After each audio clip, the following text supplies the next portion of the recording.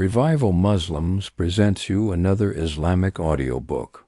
This is the continuation of our Khulafa-e-Rashideen series.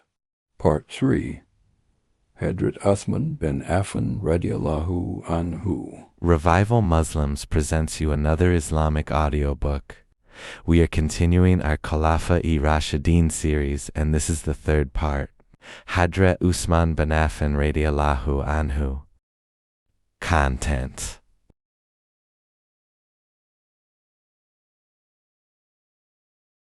Hadhrat Uthman RA.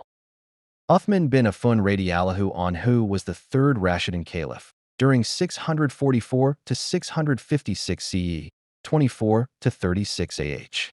He took over the caliphate after the death of Umar RA in 644 CE. He was one of the senior companions and son-in-law of the Prophet Muhammad sallallahu alaihi wasallam. He was given the title of the One with Two Lights because of his marriage to Kulthum bint Muhammad radiallahu anha after the death of Ruqayya bint Muhammad radiallahu anha. Blessed birth. Hadhrat Uthman radiallahu was born in 576 CE, 46 AH. in Taif in Banu Umayyah subtribe of Quraysh. His father's name was Affan bin Abu al-As. His mother's name was Arwa bint Qurayz radiallahu anha, who was the daughter of Hakim bint Abdul Muttalib. Therefore, Arwa radiallahu anha was the daughter of the paternal cousin of Prophet Muhammad sallallahu alaihi wasallam. Ancestors. Uthman's radiallahu anha ancestors from his father's side were Affan bin Alias bin Umayyah bin Abd Shams bin Abd Manaf bin Quza. Uthman's radiallahu anhu ancestors from his mother's side were Arwa bin Qurayz bin Rabi'a bin Habib bin Abd Shams bin Abd Manaf bin Susai. The ancestors of Prophet Muhammad sallallahu alaihi wasallam were Muhammad ibn Abdullah bin Abdul Muttalib bin Hashim bin Abd Manaf bin Susai radiallahu anhu. Thus, Uthman's ancestry, both from his father's and mother's sides, meets with the ancestry of Prophet Muhammad sallallahu alaihi wasallam on Abd Manaf bin Susai. Early life. Hadhrat Uthman radiallahu anhu spent his childhood like other Arab children of that time. However, as his father was a very rich businessman, he belonged to elite society of Arabs. Uthman radiallahu anhu had learnt how to read and write in his childhood and was one of the 22 people in Arabia who knew how to write at that time. Uthman's radiallahu anhu father died during his childhood in one of his trading trips outside Arabia, and Uthman radiallahu anhu inherited a lot of wealth from his father. Uthman radiallahu anhu had a younger sister named Amina bint Affan. In his youth, Uthman radiallahu anhu also became a successful businessman, and his business flourished, making him one of the richest men in Arabia. Acceptance of Islam. When Prophet Muhammad sallallahu alaihi wasallam declared his prophethood, Uthman radiallahu anhu was on a business trip to Syria. On his return, he found out about it and got in touch with Hadhrat Abu Bakr radiallahu anhu and learnt that Abu Bakr had already accepted Islam. After a brief discussion with Abu Bakr radiallahu anhu, Hadhrat Uthman radiallahu anhu decided to accept Islam. Hadhrat Abu Bakr radiallahu anhu brought him to the Prophet sallallahu alaihi wasallam, and he formally recited the Shahada and became Muslim. His conversion to Islam angered his subtribe Banu Umayyah, who were at the forefront of opposition to the Prophet sallallahu alaihi wasallam. Migration to Abyssinia. Whoever had accepted Islam in the early period became subject of oppression from Meccan pagans. They tortured Muslims in every possible way, attempting to force them to leave Islam.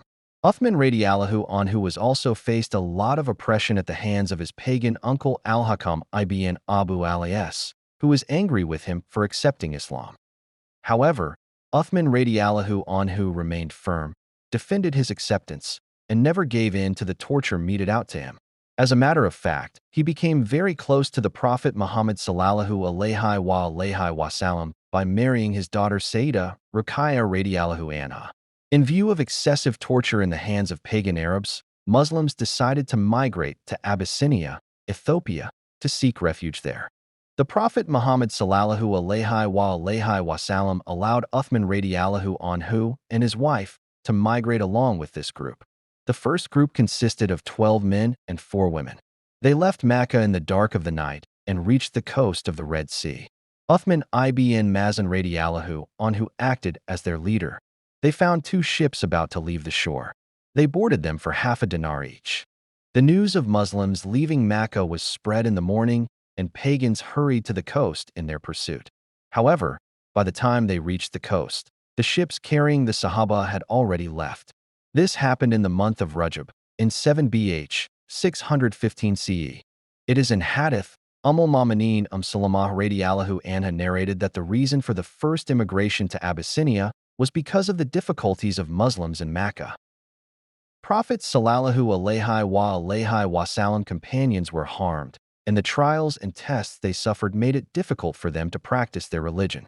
Moreover, the Prophet sallallahu alaihi wasallam was unable to protect them from such harm, although he himself was protected by his tribe and his uncle. Therefore, he was safe from harm that his companions suffered. For these reasons, he told his companions, "In Abyssinia, there is a king who does not oppress anyone in his land. So go to that country and stay there until Allah gives you a way out of your difficulties." Biography, Sunan al-Kubra. The ruler of Abyssinia, named Najashi, was famous as a just ruler. He provided the immigrants all necessary facilities for their stay. Therefore, scores of Muslims followed the first batch of 16 immigrants to Abyssinia. In view of these immigrations, the Quraysh sent a delegation to Abyssinia and hoped that they would convince the king to expel the Muslims from his state.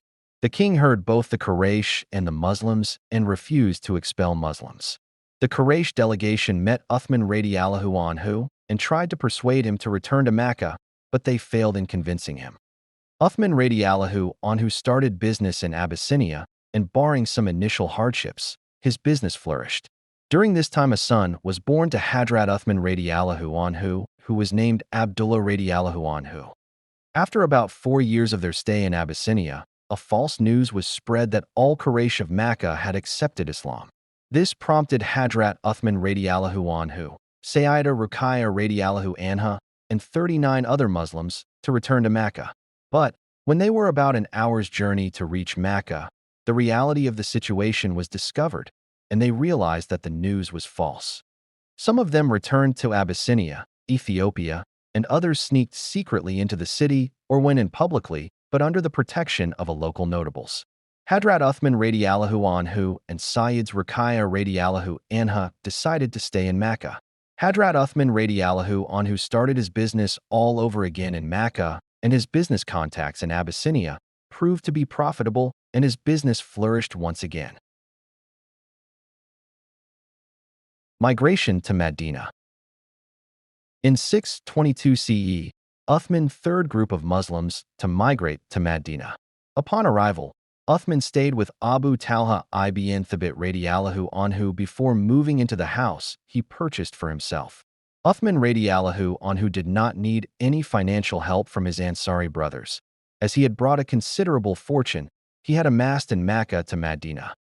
Muslims of Medina were mostly farmers with little interest in trade, while Jews were the influential traders in Medina. Uthman radiallahu anhu realized there was a considerable commercial opportunity to promote trade among Muslims and soon established himself as a trader in Medina. With hard work and honesty, his business flourished, making him one of the richest men in Medina. In 624 CE, 2 AH, Muslim had to fight with Meccan Quraysh the Battle of Badr. During this battle, the Prophet sallallahu alaihi wasallam excuses Uthman radiallahu anhu from participating in the battle in order to take care for Sayyidah Ruqayya radiallahu anha, who was suffering from serious illness. Uthman radiallahu anhu obeyed and stayed with his wife Sayyidah Ruqayya radiallahu anha. Soon Sayyidah Ruqayya died, or that illness. During her last hours, she wished to see her father who was in Badr fighting with the pagans. The Prophet sallallahu alaihi wasallam could not attend her funeral. Her grieving husband buried her in Janatul Baqi graveyard. After returning victorious from the Battle of Badr, the Apostle of Allah sallallahu alayhi wa sallam went to al-Baqi to visit her grave and prayed for her. After the death of Sayyidah Ruqayya radiallahu anha, the Prophet sallallahu alayhi wa sallam married his third daughter, Kulthum radiallahu anha, with Uthman radiallahu anhu in 625 c. 3 AH. It is in Hadith. It is narrated by Abu Hurairah radiallahu anhu that the Apostle of Allah sallallahu alayhi wa sallam stood at the door of Masjid al-Nabawi and said, O Uthman radiallahu anhu, Jibreel alayhi salam has told me that Allah wants you to marry Kulthum for a dowry similar to that of Sayyidah Ruqayya radiallahu anha and treat her with similar kindness. Ibn Majah. Uthman radiallahu anhu and Sayyidah Kulthum radiallahu anha got married in Jamada. After 3 days of their marriage, the Prophet Muhammad sallallahu alayhi wa sallam paid a visit to her daughter and asked, O my daughter, how did you find your husband? She said, he is the best of husbands. 6 years after the marriage, Sayyidah Kulthum radiallahu anha also died in 9 AH, 631 CE. The Prophet Muhammad sallallahu alayhi wa sallam offered her funeral prayers. Hadhrat Uthman was deeply grieved by the loss of Sayyidah Kulthum radiallahu anha. The Prophet sallallahu alayhi wa sallam saw him broken-hearted with signs of deep grief on his face. He came to Uthman radiallahu anhu and said, O Uthman, if I had another daughter, I would have given you in marriage. Sayyidah Fatima radiallahu anha was married to Hadhrat Ali radiallahu anhu in 2 AH, 624 CE, after the Battle of Badr. It is reported that Hadhrat Ali did not have anything to offer as bridal gift except his shield. The Prophet sallallahu alayhi wa sallam suggested that Ali radiallahu anhu sell his shield to pay the bridal gift. Hadhrat Uthman purchased it for 500 dirhams, out of which 400 were set aside as bridal gift, leaving 100 for other expenses. Later, Hadhrat Uthman presented the same shield to Hadhrat Ali as his wedding present.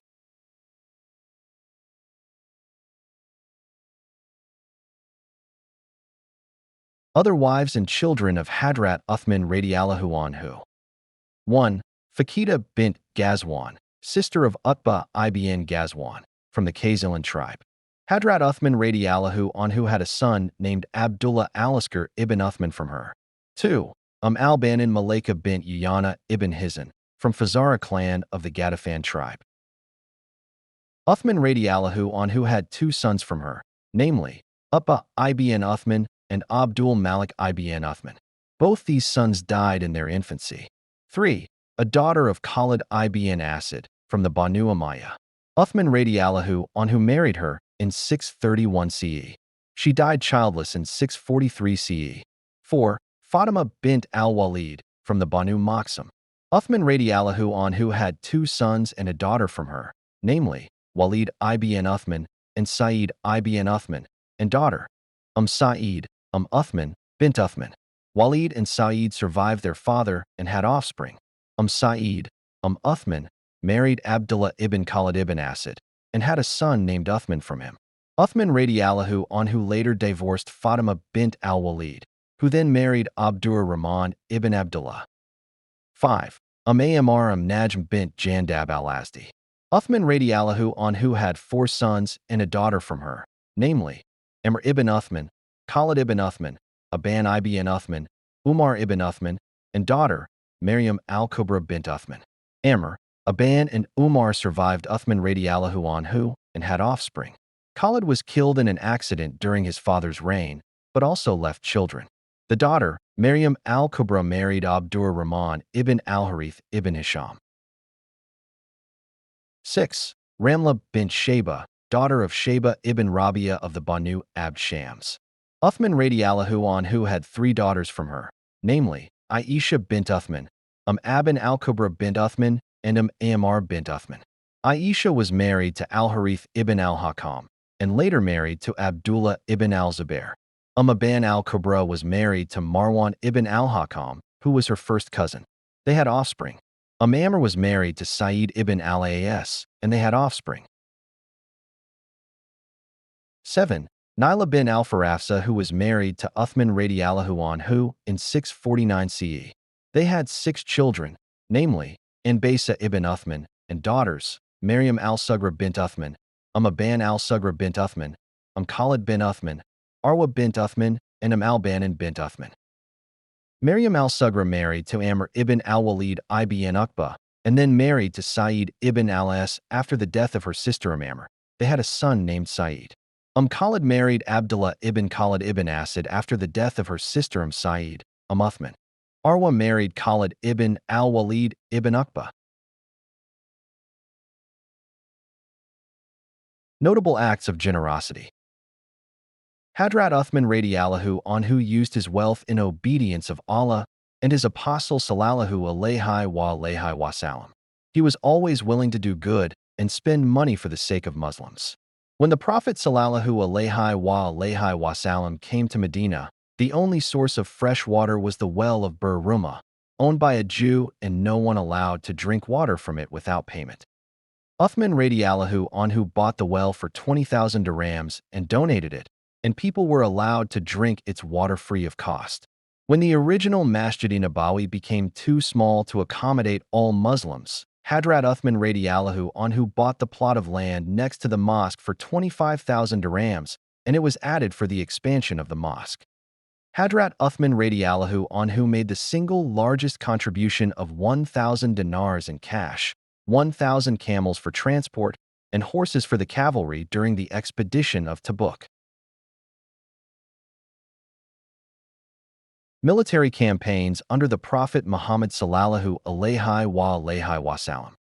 Hadhrat Uthman radiallahu anhu participated in almost all the battles that were fought under the Prophet sallallahu alayhi wa sallam. These include 1. The Battle of Uhud, fought in 625 CE. 2. The Battle of Trench, fought in 627 CE. 3. The Conquest of Khaybar, in 628 CE. 4. The Conquest of Makkah in 630 CE. 5. The Battle of Hunain in 630 CE. He accompanied the Prophet sallallahu alayhi wa sallam during the episode of Hudaybiyah. He also accompanied the Prophet during the expedition of Tabuk. Uthman radiallahu anhu was also sent on other military campaigns with army contingents during the life of the Prophet Muhammad sallallahu alayhi wa sallam. Military expansion during Uthman's radiallahu anhu caliphate. In view of Uthman's radiallahu anhu autonomic military strategy in which the military commanders were given a free hand to take independent decisions on the war front as per their requirements, the Muslim expansion reached far and wide to an extent of Sind in India. Muawiyah radiallahu anhu was allowed to form a navy manned by a mix of Monophysite Christians, Copts, Jacobite Syrians along with Muslims. It is said that this resulted in the defeat of Byzantine navy in the Battle of Masts in 655 CE and open Mediterranean for Muslims. It is also said that after the conquest of northern Africa, Abdullah ibn Sa'd invaded the coastal areas of Spain and Europe. Similarly, Anif ibn Qays, who was a veteran commandant of Muslims' army in the east, conquered Shustar and launched a series of further expansions by crushing the military coalition of Sassanid. They successfully crushed the revolts in Fars, Kerman, Sistan, Khorasan, and reached up to borders of Afghanistan. Compilation of the Quran. Hadhrat Uthman radiallahu anhu is best remembered for forming a committee during his caliphate which produced the authentic and unified text of Quran. For this purpose, he obtained complete manuscript of the Quran from al-Mu'minin Hafsa radiallahu anhu, who was entrusted to keep the manuscript ever since the Quran was compiled by Hadhrat Abu Bakr radiallahu anhu during his caliphate. Hadhrat Uthman radiallahu anhu summoned leading compiling authority, Zayd bin Thabit radiallahu anhu, and some other companions to make copies of the manuscript. Several copies of the manuscript were made, and each one was sent to every Muslim province with the order that all other Quranic material, fragmentary or otherwise, be destroyed. At that time, the Islamic State was divided into 12 provinces, namely 1. Medina, 2. Makkah, 3. Yemen, 4. Kufa, 5. Basra, 6. Jazeera, 7. Faris, 8. Azerbaijan, 9. Khorasan, 10. Syria, 11. Egypt, and 12. Africa, Northern Africa. Hadhrat Uthman's Caliphate radiallahu anhu. Hadhrat Abu Bakr's radiallahu anhu caliphate lasted for 2 years, 632 to 34, while the caliphate of Hadhrat Umar radiallahu anhu lasted for 10 years, 634 to 44. In 644, Hadhrat Umar radiallahu anhu was martyred while he was leading the far prayer in Masjid-e-Nabawi. Before his death, Hadhrat Umar radiallahu anhu formed a commit of 6 persons: 1. Hadhrat Ali, 2. Hadhrat Uthman, 3. Hadhrat Abdur Rahman bin Awf, 4. Hadhrat Sa'd ibn Abi Waqqas, 5. Hadhrat Zubair ibn al-Awwam, and 6. Hadhrat Talha bin Ubaydullah radiallahu ta'ala anhu majmeen. After the death of Hadhrat Umar radiallahu anhu, the committee deliberated and selected Hadhrat Uthman radiallahu anhu as the successor. Hadhrat Uthman's radiallahu anhu caliphate lasted for 12 years, between 644 to 56 CE. During the first half of his caliphate, there was relative calm, but in the later half he met with increasing tribulation. Hadhrat Uthman radiallahu anhu was wealthy and extremely generous. His generosity was appreciated by people while he was not caliph. But when he took over as caliph, his generosity was viewed with suspicion as people thought that he was using public funds. It is a well-known fact that he used his personal wealth in helping people and did not touch the treasury. He did not draw any allowance from the treasury, nor did he receive a salary during his caliphate. At the time of his martyrdom, he had only 2 camels left for use for Hajj, as he had donated his entire wealth among the needy during his caliphate. But people spread false stories among masses that he is favoring his people using his office and treasury. Hadhrat Uthman's radiallahu anhu life as caliph was foretold by Prophet Muhammad sallallahu alaihi wasallam. It is in hadith, narrated by Hadhrat Umar radiallahu anhu. The Prophet sallallahu alaihi wasallam said, "I entrust to you, O Uthman, radiallahu anhu, the well-being of my companions and that of those that come after them. Then falsehood will spread." Tirmidhi, Ahmad, Ibn Majah. Martyrdom of Hadhrat Uthman radiallahu anhu. Islamic history records the following important incident. A group of 700 Egyptians came to complain to Caliph Uthman ibn Affan radiallahu anhu about their governor Ibn Abi Sar's tyranny. So Uthman ibn Affan radiallahu anhu said, "Choose someone to govern you." They chose Muhammad ibn Abu Bakr radiallahu anhu. So Uthman ibn Affan radiallahu anhu wrote credentials for him, and they returned. On their way back to Egypt, at 3 days' distance from Medina, a messenger caught up with them with the news that he carried orders from Uthman ibn Affan radiallahu anhu to the governor of Egypt. They searched him and found a message from Uthman ibn Affan radiallahu anhu to Ibn Abi Sar ordering the killing of Muhammad ibn Abu Bakr radiallahu anhu and his associates. They were furious for this double cross. They returned to Medina and demanded the caliph to explain this double cross. Uthman ibn Affan radiallahu anhu acknowledged that the camel, the servant, and the seal on the letter belonged to the caliph, but he swore that he did not write that letter nor ordered the letter to be written. It was discovered that the letter had been handwritten by Marwan ibn al-Hakam. The above incident shows what was going on inside the caliphate and how the caliph was surrounded by the people who were working for vested interests. It also shows that Marwan was working with some governors to overthrow the caliph. The atmosphere in Medina was already charged up as troublemakers from other places, particularly from Kufa, Iraq, were demanding caliph's ouster from office. The Sabbats, Quras, and Kharijites all played destructive role in creating anarchy during Hadhrat Uthman's caliphate. They besieged the caliph's house and demanded his resignation. Hadhrat Uthman did not use force to disperse the crowd. The caliph was not in favor of using force on the crowd, as it might have resulted in killing of scores of people. Hadhrat Uthman radiallahu anhu was 80 years old and a father figure to his people. His heart was full of love for his people, and he never wanted any kind of bloodshed on the streets in his name. His approach to the troublemakers was conciliatory. He tried hard to bring sanity to the rioters. During the siege, he used to climb over the roof of his house and address the rioters in a most conciliatory way. His conciliatory approach wasn't viewed as his weakness by the rioters. They thought that the people had abandoned their caliph. This was wrong perception.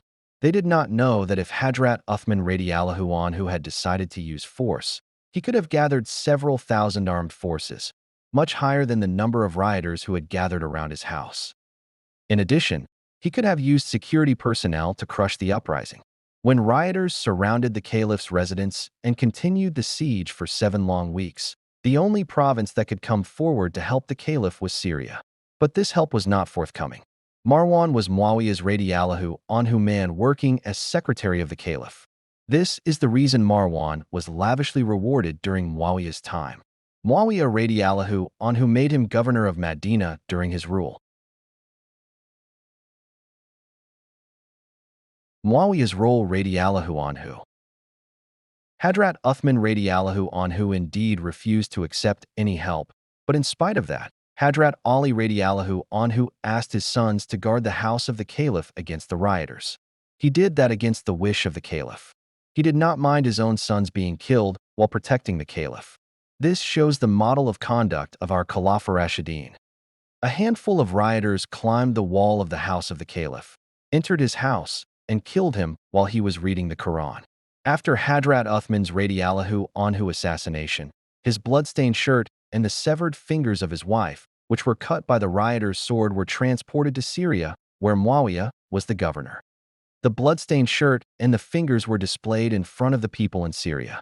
They were incited to take revenge on the assassins. A mass-scale frenzy was created in the entire Islamic state, particularly in Medina, which was aimed at harassing and pushing the new caliph, Ali radiallahu anhu, to a corner. Muawiyah radiallahu anhu knew that Hadhrat Ali radiallahu anhu alone was not able to arrest the criminals. They were spread all over the place, many of whom were in Egypt and Syria under Muawiyah's radiallahu anhu patronage. Hadhrat Ali radiallahu anhu needed time and support for bringing the criminals to justice. Citing the opportunity, Muawiyah radiallahu anhu came out in open rebellion against the Rashidun Caliphate and became the leader of a united opposition and orchestrated a smear campaign claiming that the Caliph Ali radiallahu anhu was protecting the assassins. Hadhrat Ali radiallahu anhu was surrounded by a conspiratorial quagmire at all sides. If he attempted to arrest the assassins, he would have ended up in a civil war. If he did not arrest them, then Muawiyah radiallahu anhu would create a bigger trouble for him with his campaign and create divide between Sahaba and incite them to fight with each other. The Battle of Camel was the result of this campaign. Hadhrat Ali radiallahu anhu was well aware of these facts. He was a born fighter. He was trained under the Prophet sallallahu alaihi wasallam right from his childhood. He fought till the end and tried to protect the caliphate from falling into the wrong hands. Ad-Dahabi wrote in his book, Siyar Alam al-Nabula, about the Battle of Siffin. In my opinion, about 60 to 70,000 people died, and Ammar Yasir radiallahu anhu was killed fighting on the side of Hadhrat Ali radiallahu anhu, and this demonstrates what the Prophet sallallahu alaihi wasallam said to Ammar Yasir radiallahu anhu: "You will be killed by the rebels." Hadith Bukhari. Before that, in the Battle of Camel, over 10,000 people died. During the rule of Yazid, their army ransacked Mecca and Medina, and over 10,000 people were killed, meaning an estimated 100,000 people were killed during these tribulations. Imam Jalaluddin Suyuti wrote in his book, The History of the Rightly Guided Caliphs, Tariq al-Khulafa-e-Rashideen, as follows. In the year 63 AH, Yazid was involved in ransacking Medina, killing a generation of the companions, and in desecrating and robbing Medina. Masjid-i-Nabawi was filled with dead bodies, and no one could perform salah for days.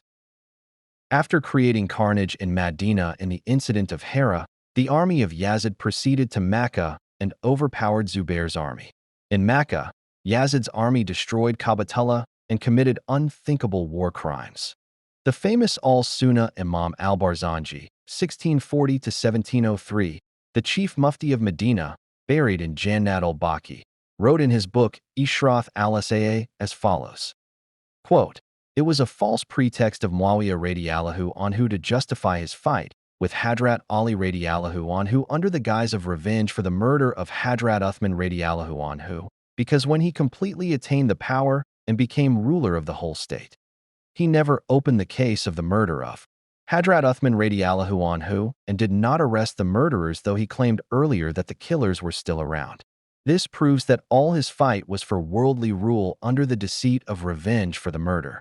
Unquote. Ibn Kathir wrote in his famous book Al-Bidayah wa Nihaya as follows: Muawiyah radiallahu anhu was not appointed with the consensus of Muslims at large, as was the case with his predecessors.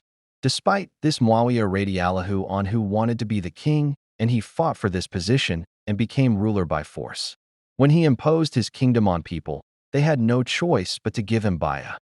If people did not give him bay'ah, they would not only lose their positions/jobs, but also would have lost their lives. It would have been a catastrophe for them. People would rather give bay'ah than confront these consequences.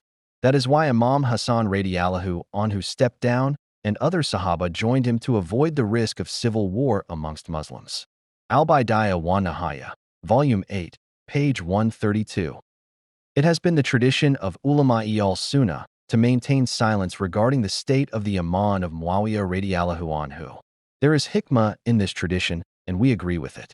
What Muawiyah radiallahu anhu, his associates, and his followers did during their lifetimes are best known to Allah, and He is the best of judges. So we leave this matter in the hands of Allah and His Apostle Muhammad sallallahu alayhi wa sallam without passing any judgments or rulings on the state of the Iman of Muawiyah radiallahu anhu and his associates. At the same time, it is important to know historical facts from authentic accounts. Islam preaches peace, not ignorance, and ignorance is the death of Iman.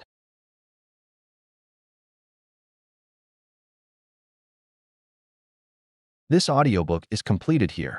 If you want us to keep uploading Islamic audiobooks, so please like, subscribe, and share our channel. Also, if you want us to upload an audiobook in any specific topic, so let us know in the comments.